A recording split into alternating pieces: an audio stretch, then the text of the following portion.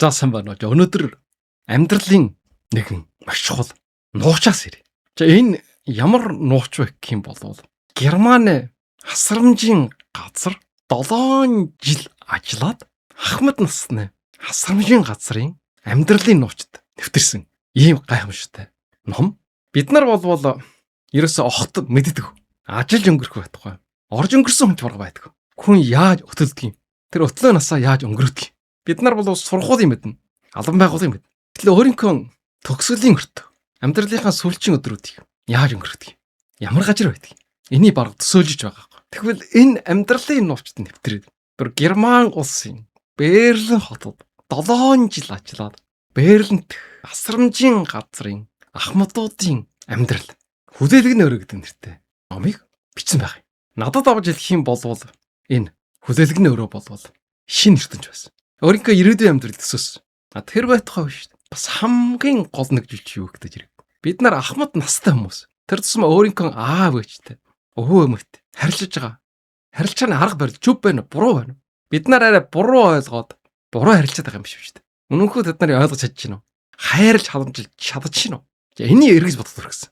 Урд нь бид нар хоёр номын талаар ярьж тайлбарж өнгөрсөн. Нэг нь болвол энэ Австри улсын совилгоч, сэтгэл судлаач Бронны Уугир гэдэг нэртэй эмэгтэй нас барахын өмнөх хамгийн их харамсдаг 5 зүйл гэсэн номыг бичсэн байдаг. За энэ номын талаар ярьж өнгөрсөн.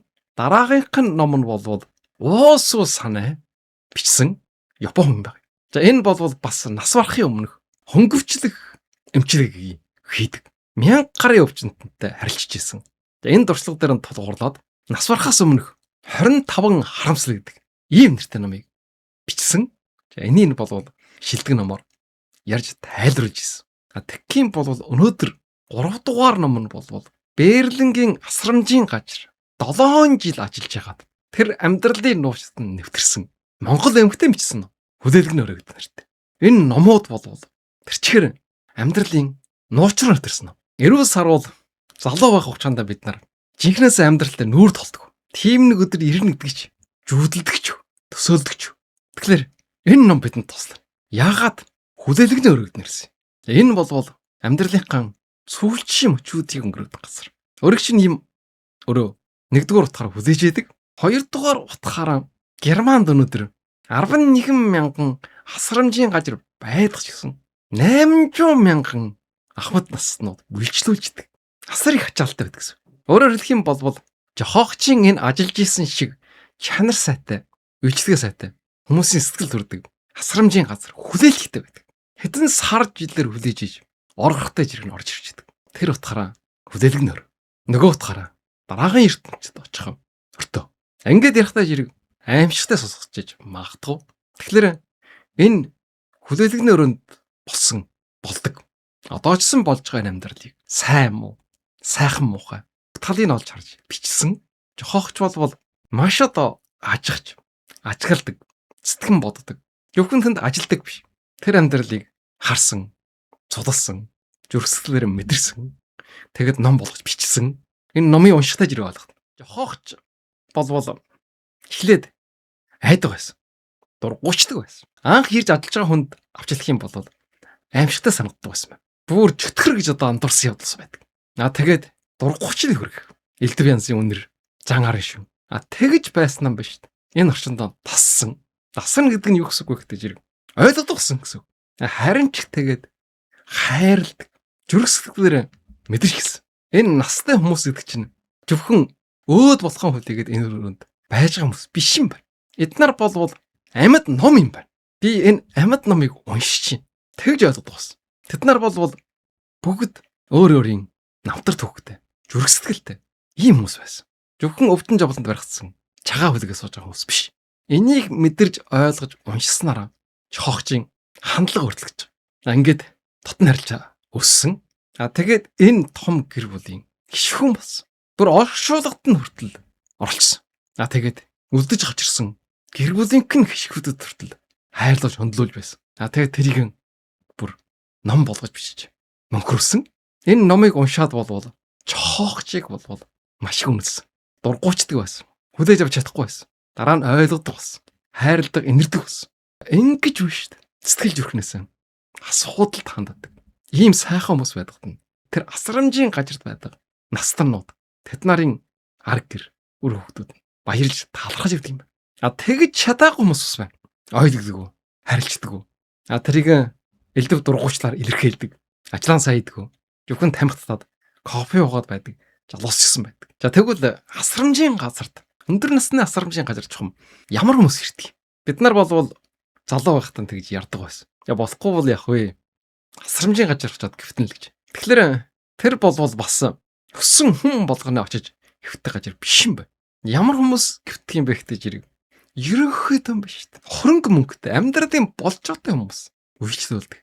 Ийм газар. Ягаад гэвэл төлбөр авдаг. Тэр төлбөр нь хэр их юм бэ гэх юм бол Германы еврогоор бодох юм бол 2800 еврогоос 5000 гаруй евро хүртэл байдаг.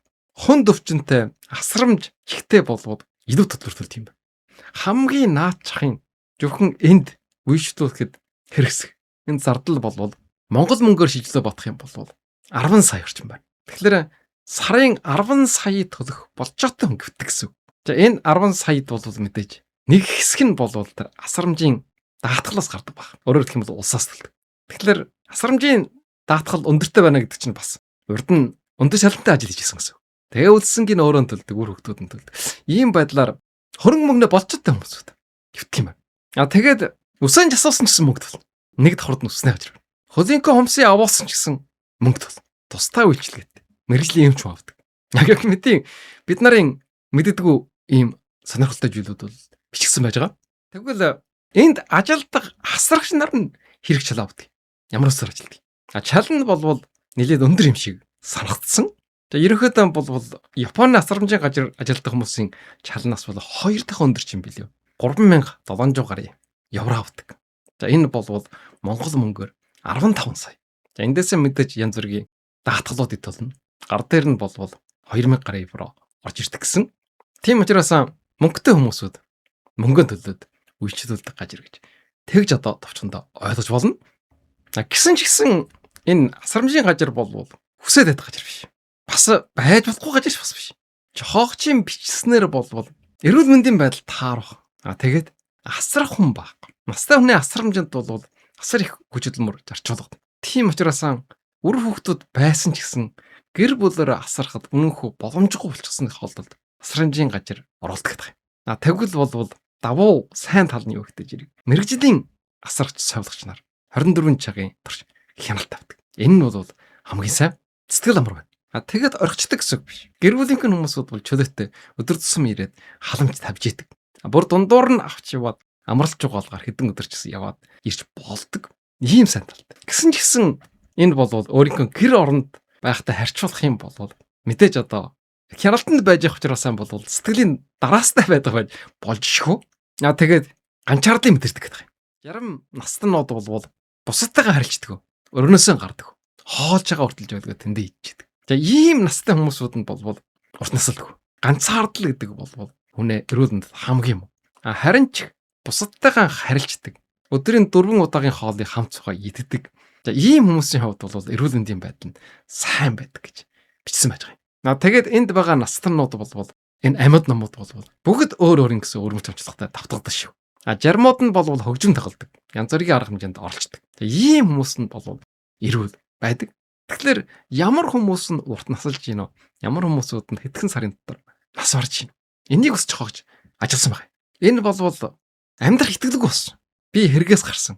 Би одоо өнөөдөр нас бархаа хүлээгээс сууж байгаа юм байна. Энэтэйг эвдэрсэн хүмүүс болвол эрт өнгөрдөг. Нэг хүн болвол ерөөсөн амьдрах хүсэлгүй, амьдрмааргүй байна гэж хэлсэн. Харах юм болвол би энэ тийм ч юм уу биш. Ямар нэгэн одоо өвтөн жавланч байхгүй. Гэсэн ч гэсэн амьдрах итгэлэг болсон. Тэгээд хоол унд огт идэхгүй. Шингэн юмч уугүйсаар байжгаад 2-7 хоног хэвтээд тэгээд нас барсан. Гэтэл биш үү? Тарханд нь хэд удаа цус харваад саажилтай бол. Ерөөсө 2 хүн хуруу нь ажилдаг байсан. Тийм хүн 8 жил амьдэрсэн гэж хэлж байгаа юм. Тэр болвол амьдрах итгэлтэй байсан. Бас нэг хамгийн аимшигтай зүйл нь юу байсан бэ гэвэл аашаар шим мут хүмүүс байна. Асагч нарыг гадуурхдаг. Ажил үргэн гүйцэтгэхэд явж байгаа хүмүүс гэж үжихгүй. Өөрийнх нь одоо баргал жарч боол байдлаар алчдаг. Тэгээ ийм хүмүүс болвол бас Чихээгүй байдал ордог гэж бичсэн. Тэгээд энийгээ мултаж ирэх үр хөвгтдээ утасдаг. Ирэх үед нь хэлдэг, ховолдог. Мэдээж тэр алуун тушаалтай хариуцлагатай дээдлийнхэн дарга нард заалддаг. Ингээд тэгсэн гэсэн энэ болвол ерөөсөн ямар ч үр дүнгүй гэж энэ номон дээр олоотаа бичсэн. Тэглээгээд ерөөсөн юу ч өөрчлөгдөв. Харин ч байдал орд. Одоо болвол энэ Германд 1970 онд болвол нэг асруулгач дээр 5-7 хүн ноогдчихсон. Нэг хүнийг тийм олон хүн асардаг байсан болвол одоо ерөөсөн бүр нэг хүн 8 хүнийг асардаг. Ийм хөдөлмөргөтний дутагдалд орчихсон. Хүмүүс их насчсан, настай хүмүүсийн тоож ирсэн. Ажлын хүчний дутагдалд орсон. Ийм байдалтай байж байгаа. Тийм учраас дуртай ч дургүй ч гэсэн тухайн асарчаар хасруулахаас өөр гараа баг. Тэгэхээр яг хөвгтэй зэрэг нь бид нарын өөрсдийн жан араншнаас асуудал шийдэгдэж байна гэсэн. Хүмүүсийг ойлгодгоо, хөндлөдгөө, буруу харилцаатай хүн болвол нас хашраад ирсэн ч гэсэн тэр жан нь өөрчлөгдөв. Тэрний хэмжээнд хохирдог. Асарагч нар бол өөрийнхөө үүргийг гүйцэтгэж их учраас хийх систем юм бол бүр заавал гэсэн ч гэсэн хандлах нь өөр. Юу ярихгүй. Цаашаа хараад суужийн хооронд нь чимээгүй хоол юм ширээн дээр нь тавьж гардаг. Тэгвэл яг үгэлдэг, яншдаг, жагандаг гэдэг юм. Янз бүрийн арга шин гаргадаг. Тэгэхээр өөрөөс нь шалтгаалдаг гэсэн үг.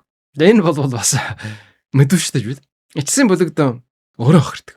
Энэ жохоогч бол маш их ойлгодог. Эвийн болоод харилцдаг. Тийм хүн. Тэгэхээр маш олон наснууд бол маш их хайрлж хөндлөж харилцдаг байсан. Тэр байтугай бүр нас барсныхын дараа гэр бүл нь ирээд нямдж тийг тавираад уйлжсэн. Өөрийнх нь аав ээж нарт халан тавьчихсан баярлжсэн юм байна. За тэгээд энэ номон дээр бол маш олон хөгтөө амьдралуудыг бол бичсэн. Настай хүмүүс юунаас айх хөгтөө зэрэг өгөхөөсөө ерөөсөө айдаг байх. Ганцхан настай хүн биш. Ерөөсөө хүн юунаас айх хөгтөө зэрэг өвдөхөөс айдаг. Тийм учраас байнга өвдөхийн намдаах юм ууж байдаг. Монгол үгэнд бас байдаг. Өвдөхгүй жовхгүй нас орсон хүнийг буянтай хүн гэж ярддаг. За тэгж бичсэн байж байгаа. Хүн бол өгөхөөс айдаг. Өвдөхөөс айдаг юмтай. За настайч бол бас юунаас айдаг хөгтөө зэрэг ганчаарлаас. Хүн бол гэр бүлөөрөө нийгмээр амьдардаг. Тэгэхээр хань ижил нь аль нэг нь ихлээд нас барчих юм бол үлдэж гочирсан хүн болоод их ганчаардаг. Энэ номон дээр бол хэдэн сарын дараа хойноос нь явсан хүмүүсийн талаар бичсэн байж байгаа. За тэгвэл хамгийн их баяртай өмчүүд нь юу байдаг? Ад жаргалтай өмч. Настай хүмүүсийн хувьд бол өөрийнхөө үр хөвгөдтэй уулч. Энэ нь бол хамгийн их ад жаргалтай байдаг гэж тэгж бичсэн. Олон хүмүүсийн жишээг оруулсан байна. Хүүхдүүд нь ирэх үед маш их баярлдаг. Тэгээд тэрийг гайхуулаад олон хоног ярддаг. Тэгээд эргээд ирэх нь хүлээгээд сууж идэг. Тийм учраас энэ хэсгийг уншаад аав ээжтэйгээ илүү ууждаг байж та гэж. Очиж уулзах юмсан гэсэн. Ийм хүсэл их төрж исэн. Энэсээ гадна бол хөгжилтэй зүйл ус их олон байна. Хүүхэд шиг ааштай. Настай хүн болвол хичнээн уурал жагнажсэн ч гэсэн нэг инээмсэглэх юм болвол хөнгөн тоглоом их юм болвол инээчдэг. Мартдаг. Тэгээд олон наснууд бол мартамхай өвч. Альцгеймер ихтэй. Юм их мартдаг. Тэгэхээр бүхэн настай хүмүүсийг бүгд одоо өнгөрсөндөө харамсаад өвтөн жавлангийн айдас тунд амьдрж гинэ гэвэл бас тийм биш. Альцгеймер зүнгэрх өвчнүүд туссан хүмүүс олон байдаг. Өөрийнхөө өөр хөвгтөж тархан болчихсон. Тэгэхээр энэ бол бас нэг байгалийн өвчлөлийн нэг. Хөтөлнө хогширно гэдэг бол тэр чихэрэн одоо тийм айцтай. Тийм амьдрал үг бол бас тийм биш байж болчихгүй гэсэн ийм таам ус гарч ирж байгаа юм. Тэгээд энэ асрамжийн газар бол янз бүрийн арга хэмжээнд жохон байх гэж. Германы олон баяр дурслын өдрүүд байна. Тэрийг одоо бүгдийг тэмдэглэнэ. Төрсөн өдрөөр нь төрсөн өдрийн тэмдэглэж өгнө. Тэгээ хажуудаа бас сургуультай, эсрэглэгтэй. Тэр хүүхдүүд бас чахаа бичнэ. Тэд нартай бас харилцна. Тэгээ сайн дурын нийгмийн ажилтнууд ирээд бас тэд нартай харилцна. Хөгжөөнө. Цэцгэс нахын жасна. Ийм байдлаар янз бүрийн одоо үйлчлэгнүүд бол байдаг юм байна. Чохогчийн бас нэг хамгийн их хэлий гэж хүссэн зүйл нь юу вэ гэдэг хэрэг. Өнөөдөр Монголд асрамжийн газар ирсэн ганцхан байдаг гэж Төв аймагт Батсанбүр гэдэг. Гэтэл Монголд настай хүмүүс 385 мянга байдаг. Энэ дотроо биш тийм. Жайлшгүй одоо асран шаардлагатай. Хөгжлийн бэрхшээлтэй 7800 гаруй хүн байна. Харж хандах хүн байхгүй. Өндөр настай хүмүүс 4000 орчим байдаг. Тийм учраас Германы энэ туршилтгийг Монголдо нэвтрүүлье гэсэн ийм санааг бас энд төвшүүлсэн байж байгаа. Энэ бол маш гайхамшигтай. Монгол хүн бол төрсний хувьд ийм зүрхсэтгэлтэй байдаг. Юуны төлөө ингэж олон жилийн турш гадаадад ажиллаж амьдэрсэн бил. Энэ арга туршилтыг эзэмшсэн бил. Энийг Монголдо нэвтрүүлэх гэсэн чин сэтгэл байна. Энд нь бол миний хувьд маш их талархалтай хандаж байгаа. За өнөөдрийн ярьсныг дүгнэе. Өнөөдөр Германд 7 жил ажиллаад Германы хасрамжийн газрын нуугчд нэвтрээд бичсэн Хүлээлгэний өрөө гэдэг номын талаар ярьлаа. За энэ ном болвол Австрийн совилгоч Бороны Уур бичсэн нас орохын өмнөх хамгийн том харамсдаг 5 зүйл. Японы хөнгөвчлөх эмч Уусуу санаа бичсэн нас барахаас өмнөх харамсдаг 25 зүйл гэдэг номын дараа гарч ирсэн. Зөвхөн харамсал биш. Тэд нарын амьдрал сүүлчийн өдрүүд асрамжийн газар өнгөрөөж байгаа. Тэр байдлын талаар бичсэн. Зөвхөн асар болж байгаа өндөр наснуудын сэтгэл зүй, дуу хоолой, байгаа байдал төдийг асарж байгаа хүнээ зүрх сэтгэл, мэдрэмжийг бичсэн. Энэгээр их гайхамшигтай. Эхлээд хүлээж авч чадахгүй байсан. Дургуучдаг, жирэхдэг байсан. Дараа нь алтаж ир тэд нарыг ойлгодог. Амьдралын гүндөр нэвтэрсэн. Зөвхөн Хүлээлгэний өрөөнд байж байгаа настад биш. Бүр амьд ном гэж нэрлсэн. Тэгээ энэ номуудыг уншиж эхэлсэн. Зөвхөн асрамжийн газрын ажилтан байсан гоо. Тэнд байгаа настайч болын амьдралын нэг хэсэг болсон. Хамгийн сүүлд нь орчуулгад нь хүртэл орчсон. Тэсэг хүртэл өргөсөн. Ийм зүрх сэтгэл шингэсэн Ерөвсийн амьдралын талаар бичсэн. Энэ бол амьдралын төв. Жирийн амьдралын төв биш. Зүрх сэтгэл шингэсэн амьдралын төв. Жинхэнэ амьд ном.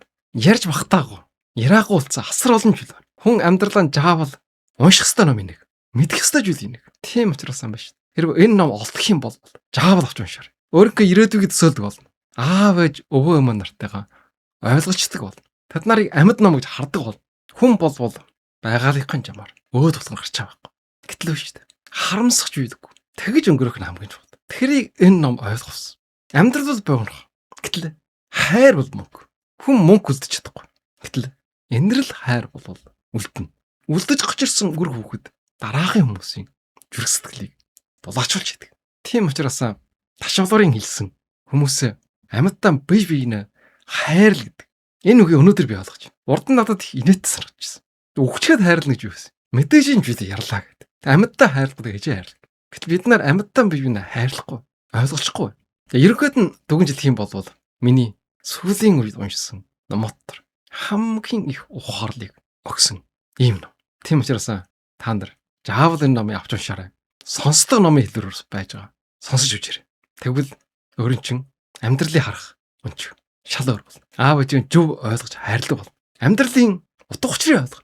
Илүү ухаалаг, зөв амьдралаа бол. Ийм ухаарлал харсан. За, та бүхэнд маш их баярлалаа.